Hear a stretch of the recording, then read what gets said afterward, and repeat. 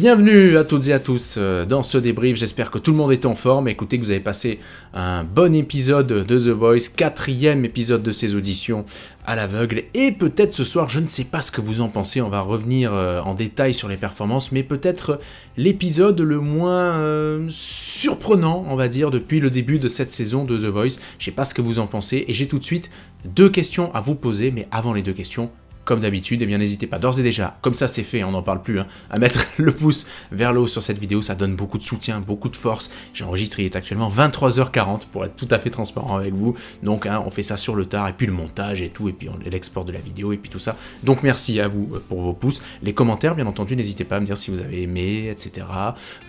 Voilà, qui vous avez préféré, qui vous avez moins aimé, qui vous a surpris, qui vous a moins surpris. Dites tout en commentaire, et puis n'oubliez pas de vous abonner également à la chaîne, c'est très important. Et surtout, bienvenue à toutes et tous. On attaque tout de suite avec les questions, les 2 questions du soir. J'en ai une première pour vous, comme les semaines dernières, donc quel talent vous a le plus bluffé ce soir? Je vous invite à répondre, évidemment. Quant à moi, je dirais peut-être Déborah, je vais dire Déborah, disons à la fin avec sa proposition gospel, parce qu'il y avait vraiment une voix quand même assez impressionnante. C'était une super performance, j'ai été voilà, bien surpris. Puis c'est une performance un peu rafraîchissante, on en reparlera tout à l'heure. Et puis parmi les chanteurs non sauvés, je crois qu'il y en a eu 3 ce soir, ou 4, qui auriez-vous sauvé? Eh bien, comme Camille, moi je pense que j'aurais sauvé Juliette aussi, qui était la 3e à passer. C'était pour moi l'une des 2 meilleures perfs de la soirée, on va dire. Donc, mais après tout ça c'est évidemment très subjectif, chacun ses goûts, bien entendu. Mais on en reparlera. En ce qui concerne les performances, on attaque tout de suite. Donc avec Ambre Ever, 16 ans seulement, qui reprend La Grenade de Clara Luciani, qui nous vient de la Réunion. Ambre Ever, j'ai été étonné. Je me sens pas particulièrement proche, on va dire, des voix très tremblotantes. Elle avait une voix quand même assez tremblotante dans le style. Pour moi, il y a eu quelques fausses notes, en tout cas à l'oreille, ça sonnait pas super bien.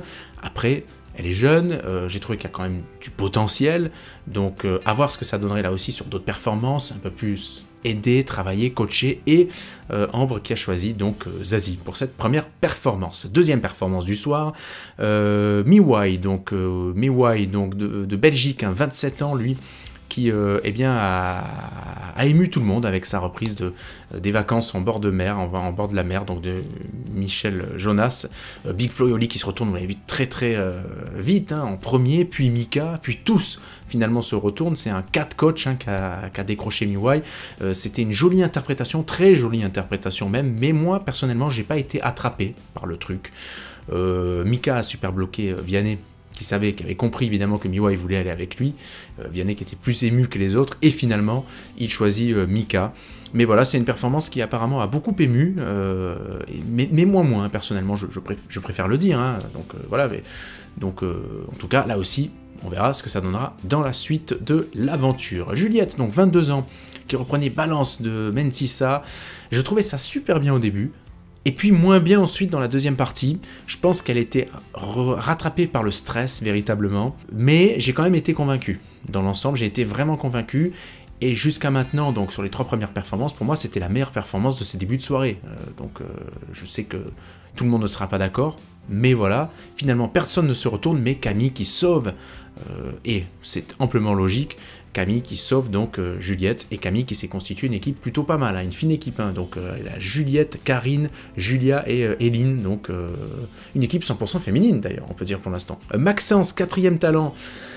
Étonnante proposition de Maxence, 18 ans, qui reprenait Unchained Melody, évidemment, donc c'est la chanson du film Ghost, c'est le retour d'Elvis, c'était vraiment Elvis réincarné, ça chante bien, il y a du potentiel, il y a du coffre, mais c'était plus de l'imitation qu'autre chose, et j'ai pas finalement été étonné, même s'il y avait de la voix, j'ai pas finalement été étonné que personne ne se retourne, parce que ça manquait peut-être un peu d'originalité, cette proposition.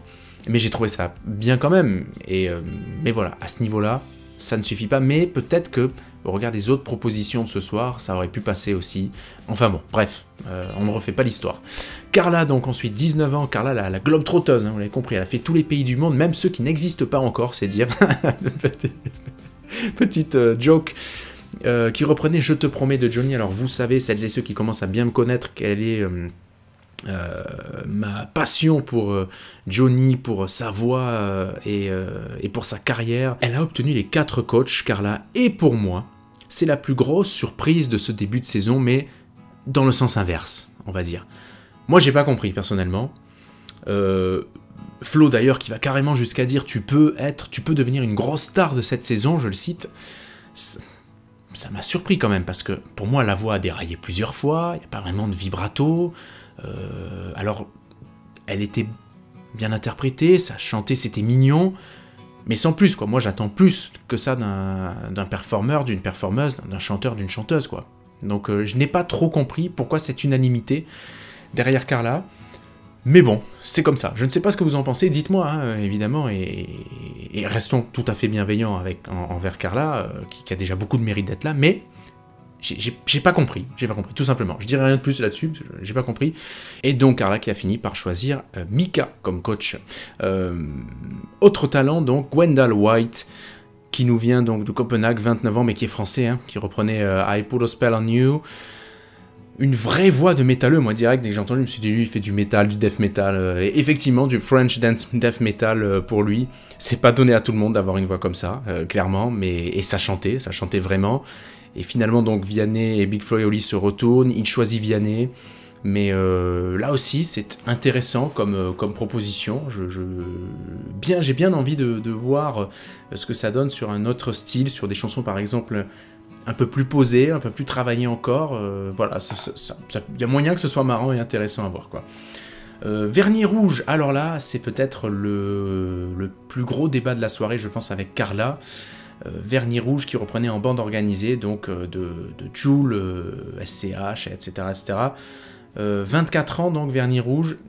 Seul Big Flo et Oli se retournent. Ils étaient 3 donc à venir ce soir, hein, on l'a vu, il y avait 2 personnes à la guitare, tout ça. Mais elle va continuer l'aventure seule, évidemment, donc elle n'a pas eu à choisir parce qu'elle a été juste choisie par Big Flo et Oli, mais reprise curieuse hein, quand même de ce titre.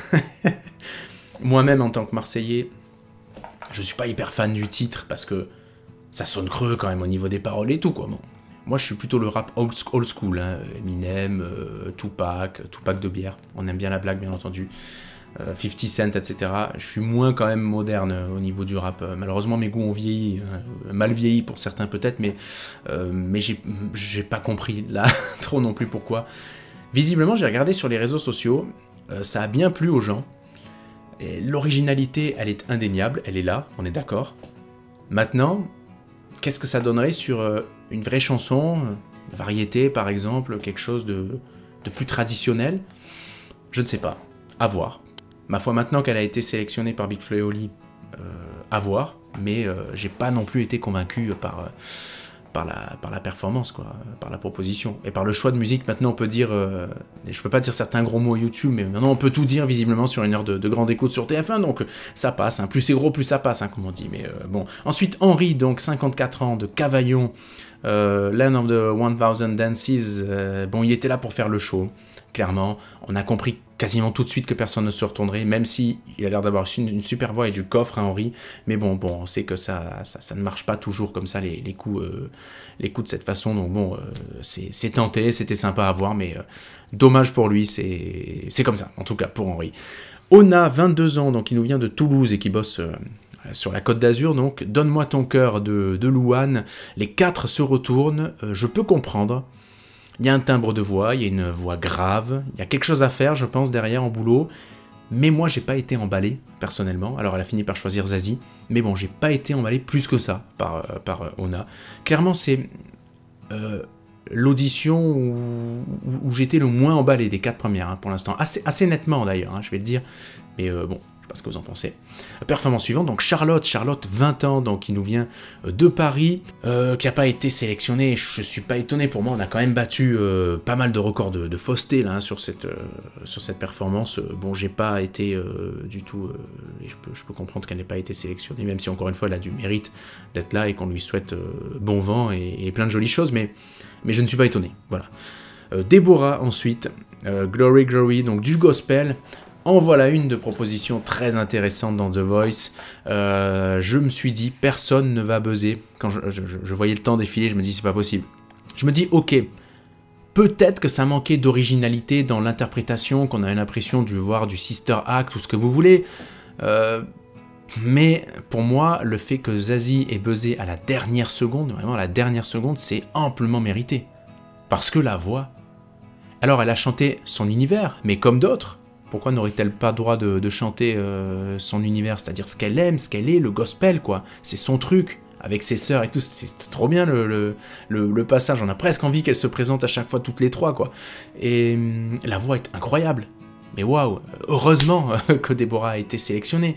Je pense que c'était peut-être la meilleure chanteuse du soir. Donc voilà, Zazie qui l'a choisie, tant mieux.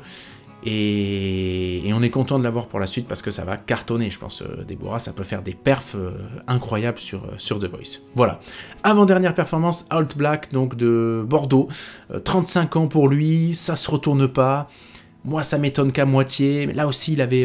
son univers, mais je pense qu'au niveau vocal, si on compare avec Deborah par exemple, il n'y avait pas trop photo, même si quand même ça chantait plutôt pas trop mal, mais on a compris que c'était moins le délire, on va dire, des juges de The Voice qui se sont dit, en partant de ce postulat-là, que comment on va le faire travailler, qu'est-ce qu'on va lui faire faire. Et j'imagine que vu qu'ils ont eu le doute du début à la fin, bah, ça n'a pas aidé à ce qu'il buzz, et du coup ça n'a pas buzzé, ça m'a étonné qu'à moitié, donc mais bon. Voilà, en tout cas, style, originalité, il y avait de la voix. Ça reste une performance plutôt bonne et intéressante à voir. Mais ça ne suffit pas donc pour passer aujourd'hui à l'étape supérieure, un next step donc, pour The Voice. Donc. Dewey ensuite qui concluait donc cette soirée avec Goodbye my lover, Goodbye my friend de James Blunt. 32 ans, donc Dewey. Oh Dewey, ça fait presque non corse, hein, mais en fait c'est un italien, donc Dewey. La voix cassée, donc il y a un timbre, évidemment, les gens aiment bien les voix cassées comme ça par essence, hein, mais j'ai pas trop compris non plus pourquoi Vianney et Big Flo se sont retournés super emballés. Moi je pense qu'il y a peut-être des performances ce soir ou les semaines précédentes qui auraient plus mérité ça que d'autres. Mais bon, c'est comme ça, hein, c'est The Voice, ainsi va la vie. Et on était un peu par moment dans l'imitation, je me dis, de James Blunt. L'accent anglais, c'était un peu cata. Je pense que si c'était un Français qui n'avait pas super bien chanté comme ça, une chanson anglaise, on lui aurait peut-être dit, attention à ton accent et tout. Donc il n'y a pas de raison qu'on le dise pas là, parce que Dewey est italien. Mais, et voilà, donc il a choisi Big Flo, finalement Big Flo et Oli. Mais bon, j'ai pas non plus été ultra emballé. Et grosso modo, hein, pour conclure très rapidement là-dessus, ça